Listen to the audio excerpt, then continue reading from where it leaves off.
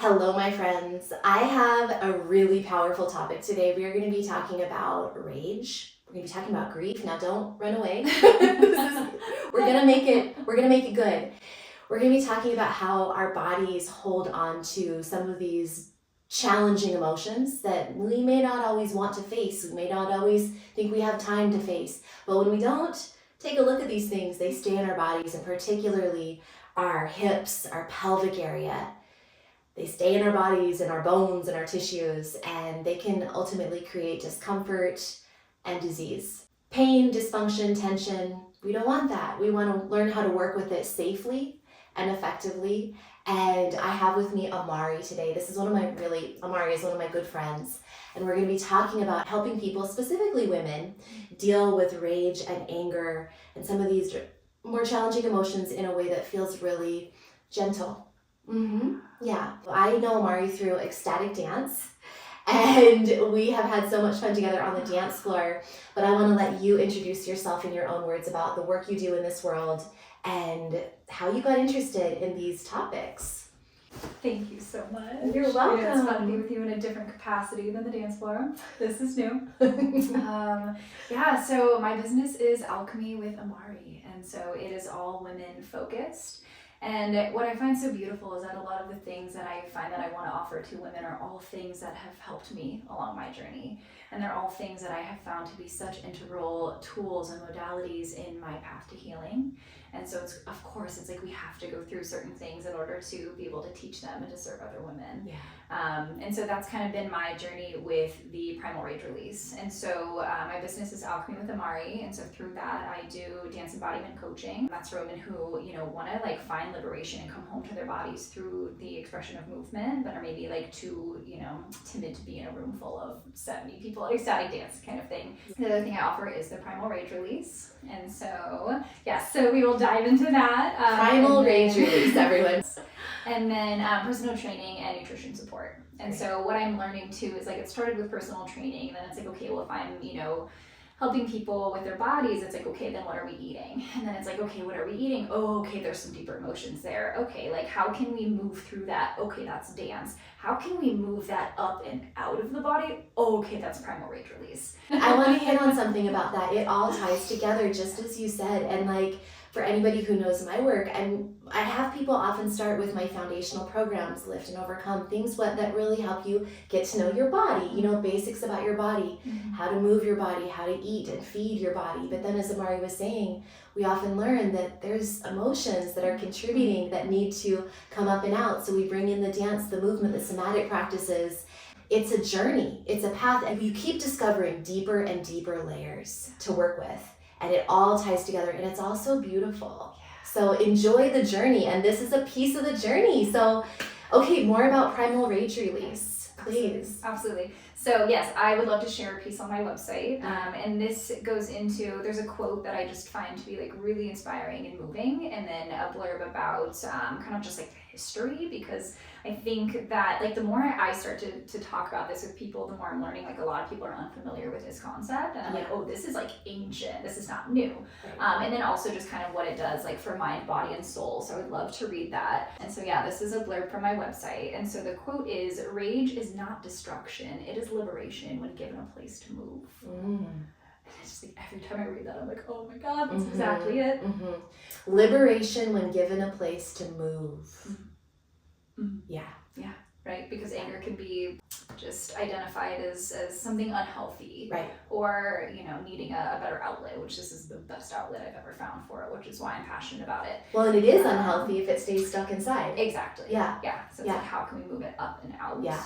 And so this says, Primal Rage Release is an ancient practice deeply rooted in the human experience. Throughout history, cultures across the world have honored the necessity of releasing stored emotions through movement and sound.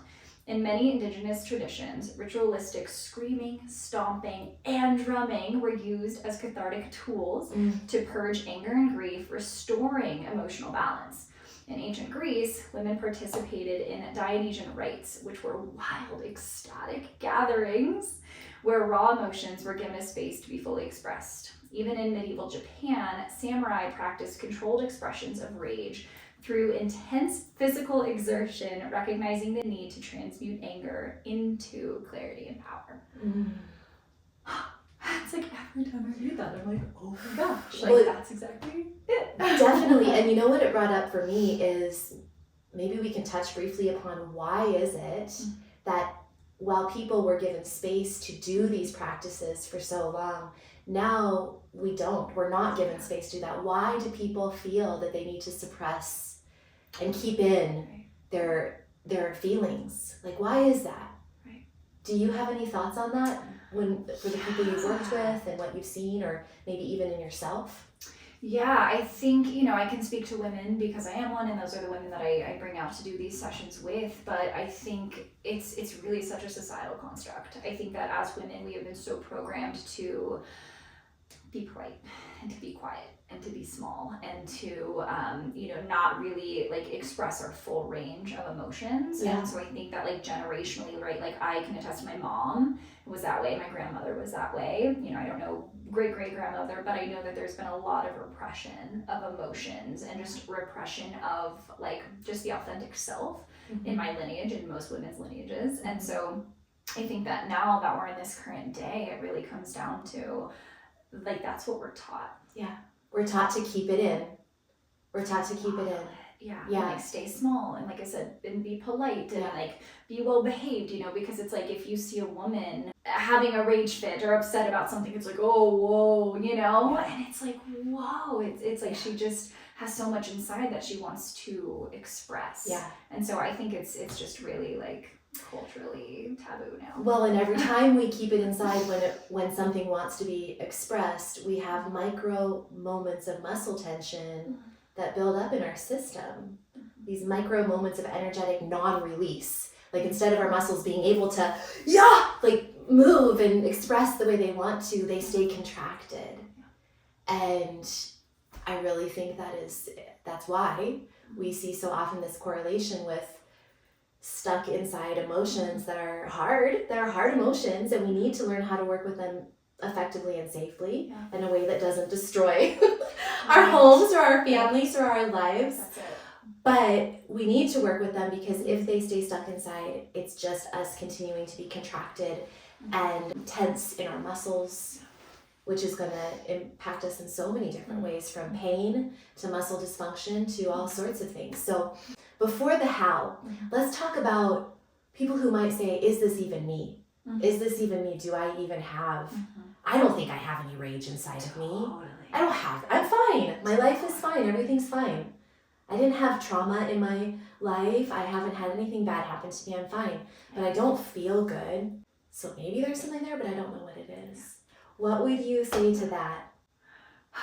Personally, I think every single person, especially every single woman, does have that innate rage within us. And it's like, even if, so say that, you hadn't had any big traumas and you've always lived like a really quiet life and you've always been really well behaved and you've always played by the rules and you've always, stayed in your lane and things like that, like that in itself is going to create some type of suppression. Right? So because you felt like you always had to stay in your lane and do the right thing. And so it's like, even if you haven't had some big trauma or some big thing happen in your life, like that accumulation is suppression, Yeah. And so it's like, personally, it's like, I don't like to assume, but like I'll be, at natural grocers or like shopping somewhere and I'll like look at every single woman and be like, I bet she could benefit from rage release. I bet she could benefit from rage release. You know what I mean? It's like, I can see it in their eyes. Yeah.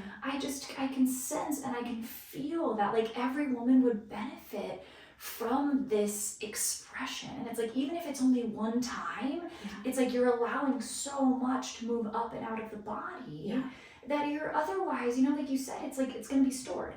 And we don't want it coming out at our jobs or in our homes or in our families or in our relationships. So to have such a unique and peaceful space, which is the forest where I do it, it's the best way and place to release. I love that you do it outside in nature where you can be so grounded and held by the earth, held by nature. It's like you have this beautiful, strong container of the earth and privacy, because I think privacy is probably a really important component, because you have to feel safe in order to let this out and to feel. You have to feel safe in order to feel. So tell me more about your forest sessions. Yeah, so it can be very vulnerable. Yeah. And so, you know, I do group sessions, and then I also will do just like one-on-one as well. And I'm always there to facilitate, you know, so it's not like I just like set you up and leave you. And so that in itself can be vulnerable, but it's like I, you know, personally feel like I am, you know, very supportive in those experiences. And I'm the last person that like anybody should be worried about witnessing them, you know? I choose the forest because it is safe and because it is private. And because of the way that Mother Earth can recycle that energy. Now, really quickly, if someone doesn't have a forest at their fingertips and they're like, I'm inspired by this conversation, I want to maybe try, because we're going to have a little practice for anyone watching. So if someone doesn't have a forest space, what would you suggest they look for in a space for their own release work, for their own ritual of safely accessing? Yeah, I mean, it can be done in a home. In a home, yeah. As well. Yeah, and like when I bring people to the forest, it's not like at a, you know, popular trailhead or something like that. Like it's pretty far out. And so I would say just like anywhere where deep privacy can be achieved is really the goal. Yeah. And you know, the full expression of like the, you know, the hitting of the stump with the branches, like that might not be possible in the home, right? You can hit the ground with a pillow. Know what I mean? But there are pillows and things like that. So I think really like the main thing is just like finding a place of like deep privacy and safety. And it's not a lengthy experience, you know, so it's like you don't need to carve out or like take a day off work or anything like that. I do recommend, you know, kind of like soothing afterwards, like balancing chakras, things like that. But I think that like, even just in the privacy of your own home and like turning some music up so that maybe neighbors can't hear or something like that is also going to be so powerful, because it's not necessarily about how we're doing it, it's just that we're doing it. Yeah. Okay, perfect. Thank you for that little side note there. So you take people into your sacred space, which happens to be a very private area in the forest that you love. And then what happens from there? You said it's not a lengthy session. What happens? Before we meet, I'll have them just kind of ruminating. Like, what are some things that like you feel like are stuck in your body that you would love to move up and out? And that's the most important part. And what if someone can't identify anything? I mean, I feel as though if they're called to go into that session and like there is something conscious or subconscious, there is something there, For right? sure. Like you're either enticed and you're drawn to it or you're not.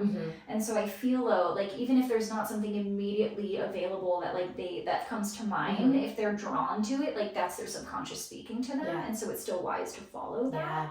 And so I choose the forest just because Mother Earth has such this beautiful ability to take that energy and recycle it. And so it's a way to you know, grieve and get it all out and not, you know, worry about really like she can hold it, you know. So the space that I go to is it's like just far enough out of town but not so far where you like can't find your way back, and I've done my own rage release there many times. It's an old burn area as well. So in that process they've cut down a lot of the trees that were like that died, you know, in the forest fire and things like that. So there's a lot of downed tree stumps. And so when I go out there, I just tell them, whoever I'm with, I'm like, find your stump.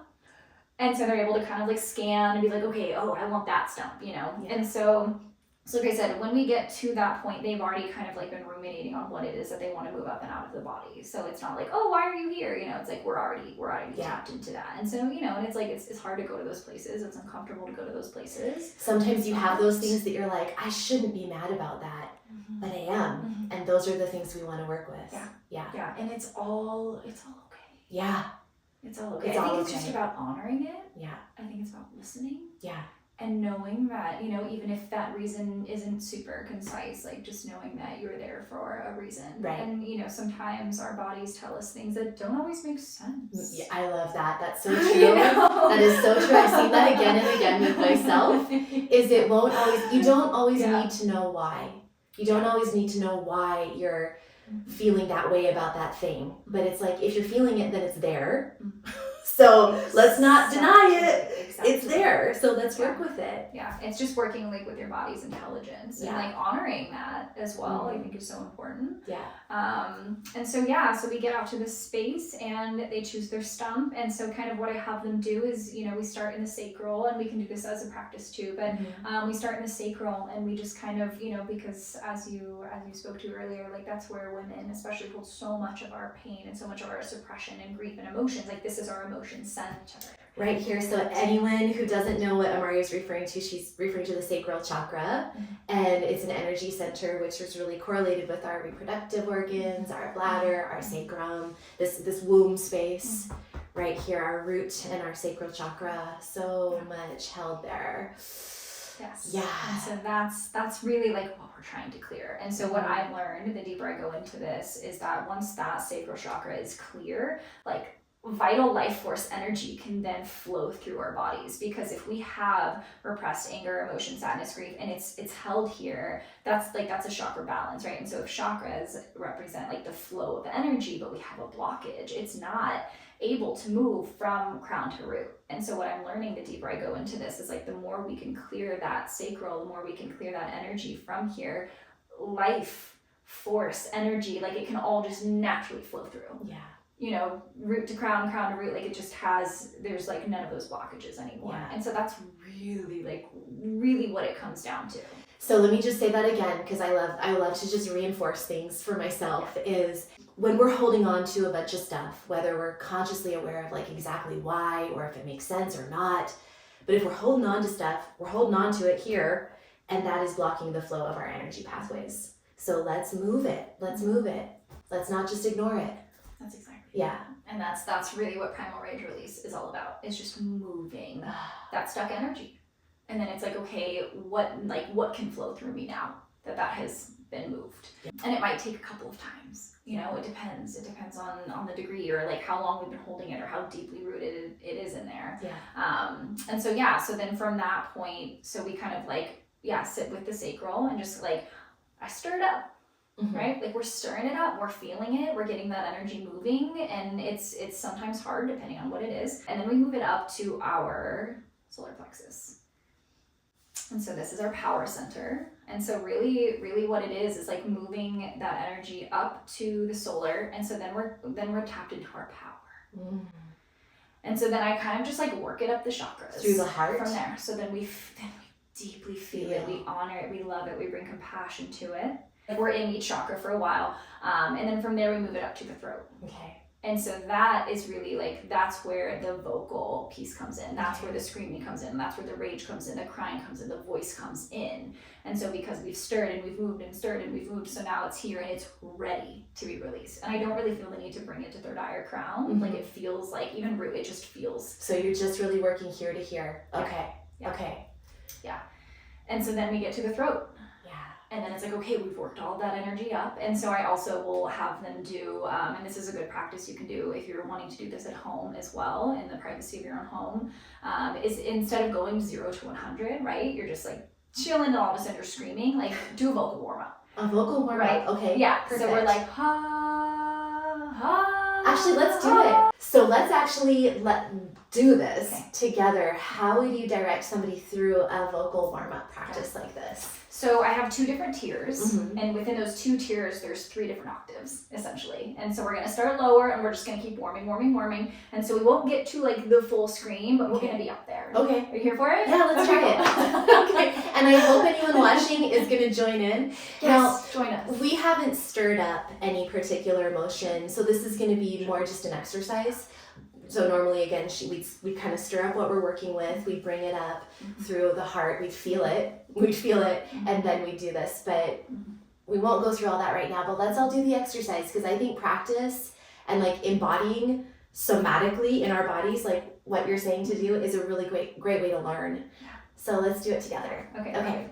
So deep inhale.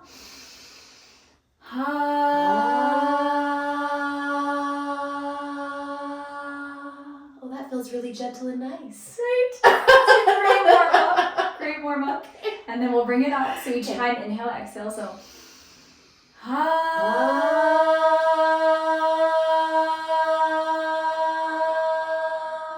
wow, we harmonize very well together. that range.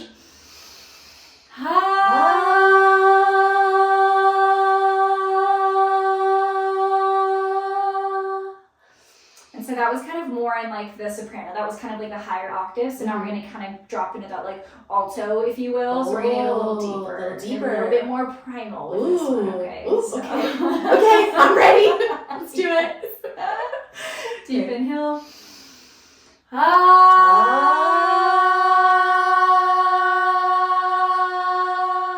So we're going to stay in that vocal range, but we're going to bring it up. Okay? Bring it higher. Louder. Yeah. Okay. A little bit more fierce. Okay. Yeah. So. Okay,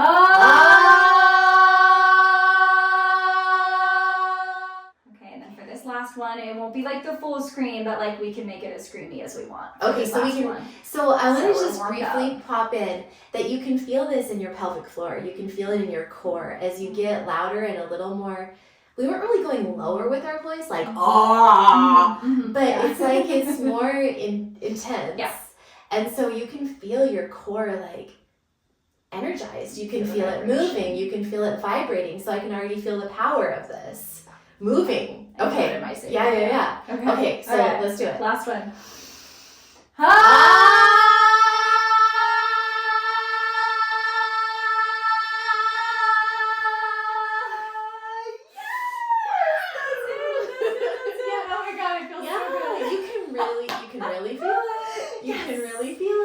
My whole body is tingling. Yeah. Okay, so that is the vocal warm-up. Yes. And then from there, people are like, okay, like I can feel it, I can access it, and from there, that's when they might really start letting out. Okay. Yeah. And so again, if you're in the privacy of your own home, that could be, grabbing a pillow, right? Like the whole point is to cause like minor destruction, if you will, in a very like controlled way, in an organized way, right? So that might be like grabbing a pillow, right? Like you're not going to hurt the pillow or yourself or the floor with it, but you can still get that same rage out. Really, like this is where the rage comes from. It's the hitting and the screaming and the hitting and the screaming. And so it's like that can still be done in a safe way. Yeah. And so then in a forest setting, we have our tree stump, right? And we've worked the motions, we've gotten the voice ready, and then at this point like PPE is on, we've got glasses, we've got a mouth guard, we've got gloves on, right? Because when you hit pieces of the bark chip off and will sometimes like come back. Wow. So literally personal protection items to help if you're in a forest doing this with actual wood. But if you're using a pillow at home, you're probably in a nice safe environment.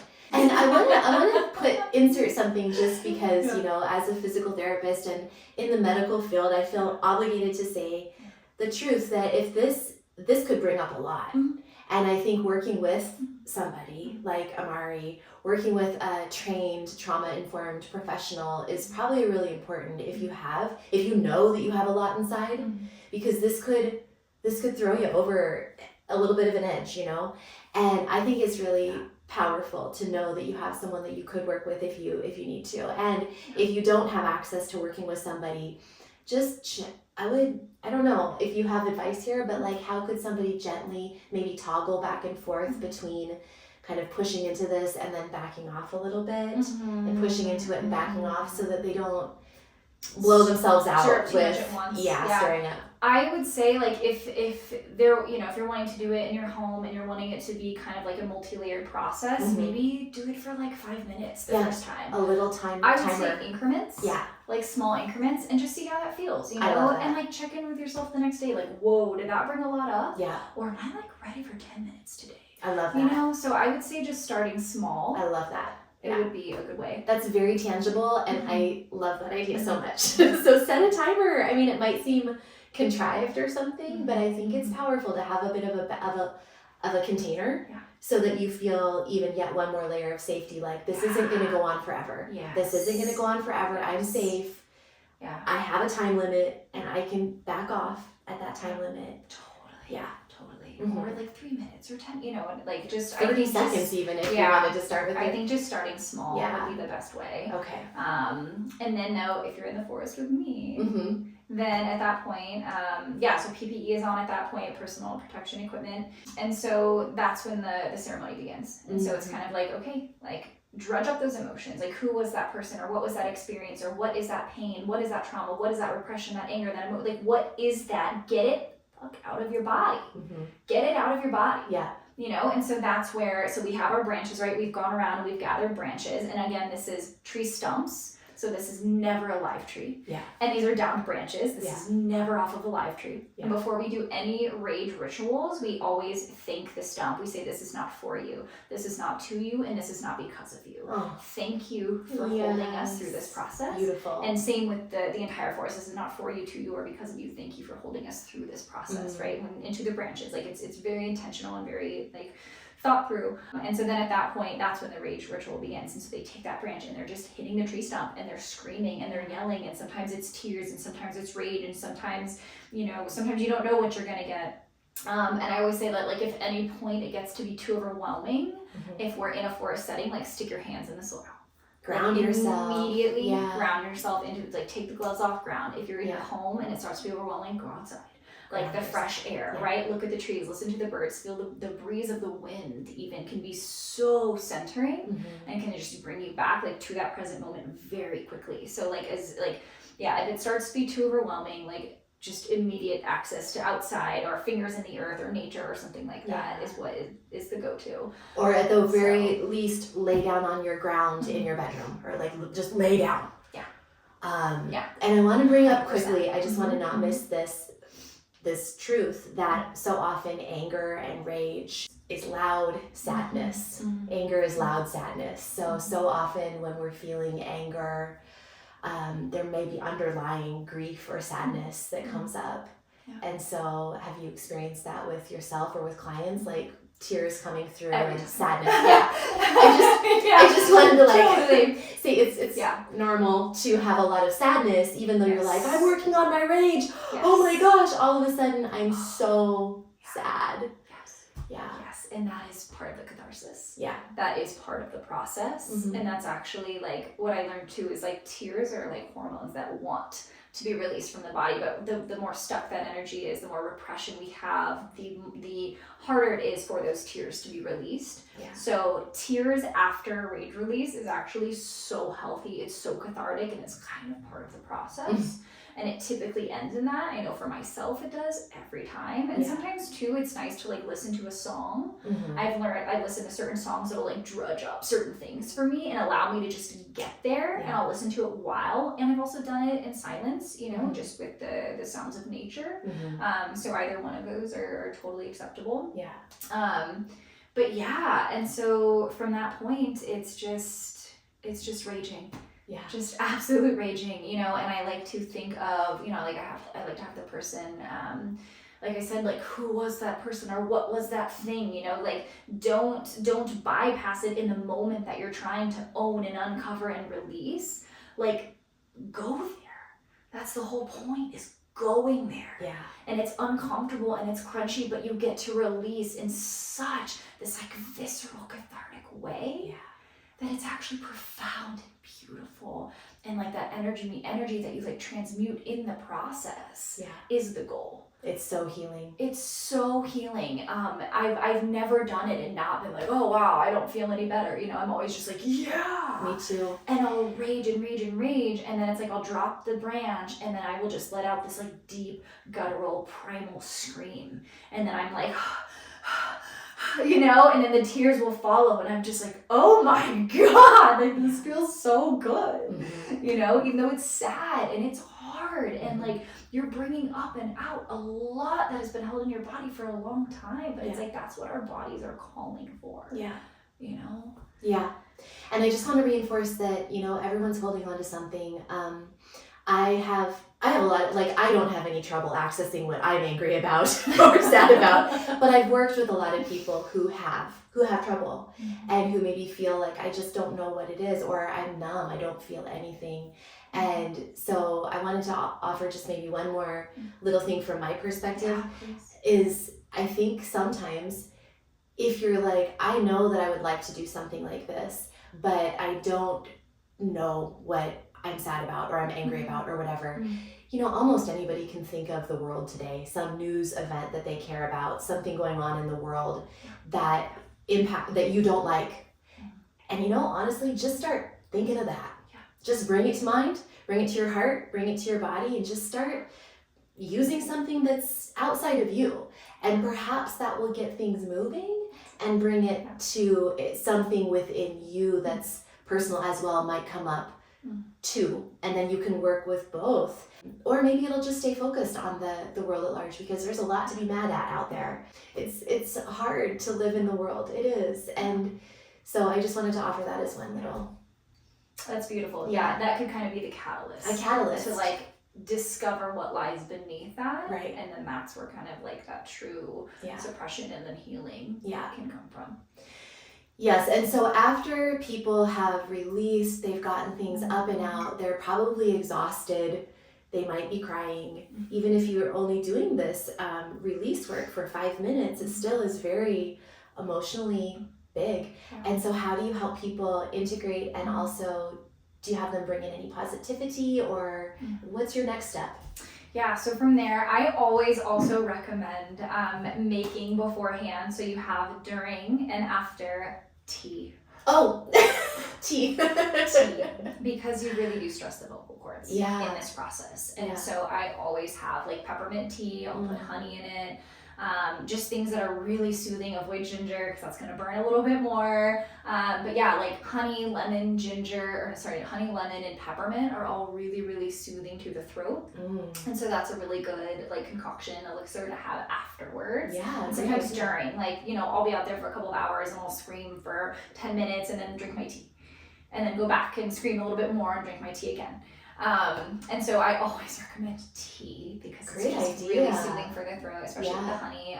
And then always some type of balance. And so the way that I do this is chakra balancing. And I mean, it's as simple as like finding a, 10 to 15 minute chakra balance YouTube video.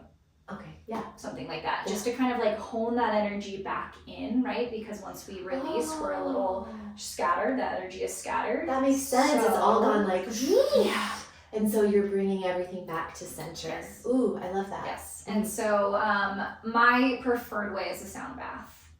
And so that's just, kind of like bathing your aura, bathing your body in these really beautiful sounds that kind of naturally bring you back to peace and order. Yeah. If that's not accessible, like I said, even just like a 10-minute chakra balancing YouTube video works wonders. Yeah. And so it's just a matter of mentally being like, oh, bringing this back here, bringing that here, and just kind of like finding that order again in your body. So I would say the tea for sure.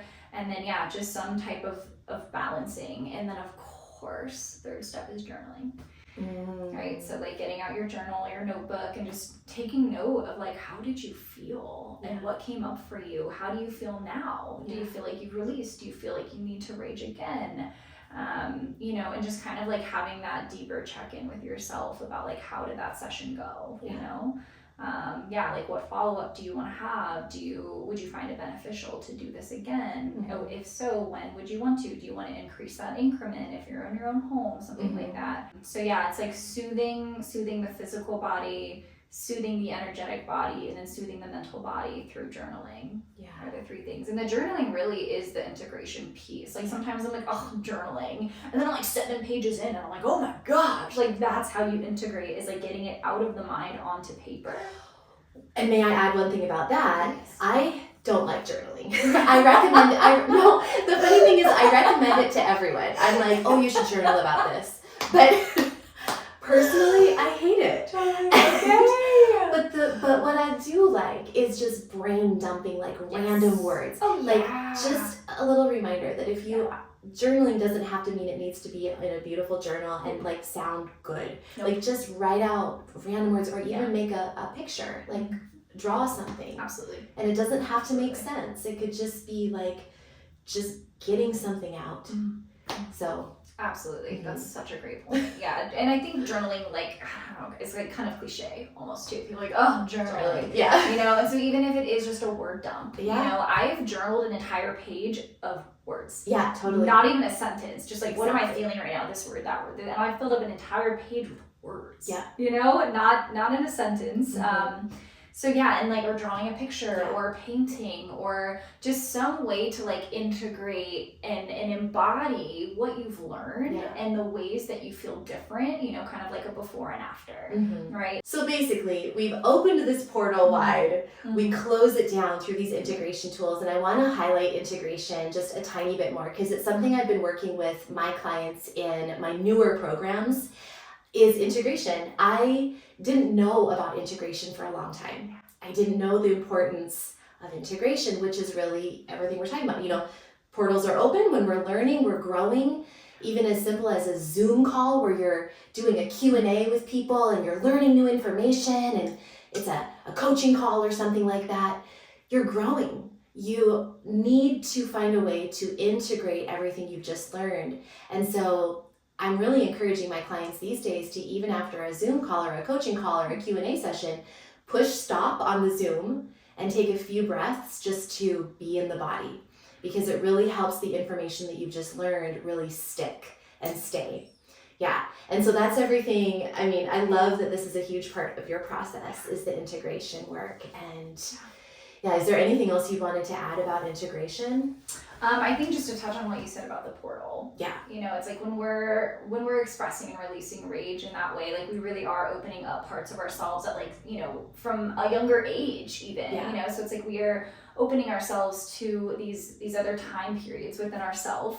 And so it's just so important to close all of that back up. Yeah. And so that's what we're doing with that chakra balancing, right? And so for chakras, it's energy. So we're basically we're recollecting and regathering our energy and like bringing it back home to ourselves. And that's why that's so important through that balancing. And so then, as far as like the journaling or the painting or the drawing or something like that, like it's having something tangible to go back to kind of reflect on what you've learned. And again, like, do you feel different? How do you feel now versus before you started? And so really, like, the integration is how to embody that wisdom and whatever you've gained, whatever you've learned, like, how do you make that like a new part of yourself? And that's really what the integration is about. I love that, making it a new part of yourself rather than just moving on with your day, going about your business, having that time to really let it land so that it becomes a new part of you. Yes. Amazing. Well, I think that's a perfect place to end our conversation for now. And Amari, thank you so much. This work has helped me tremendously, this rage work, working with my real feelings that are in there. Some people may think it's not feminine to feel certain ways or to express in certain ways. Or that it's not ladylike or proper or whatever it is. But we need to change that. Because if we don't, we're hurting ourselves by keeping it in. So this stuff is huge in the healing world. And thank you. So where can people find you who want to learn more? Yes, absolutely. So my website is alchemywithamari.com. I'm off all of the apps, so I'm just doing it old school on the website. But yeah, that's where you can find me, alchemywithamari.com. Amazing. Thank you so much. I love you. So much. Thank you.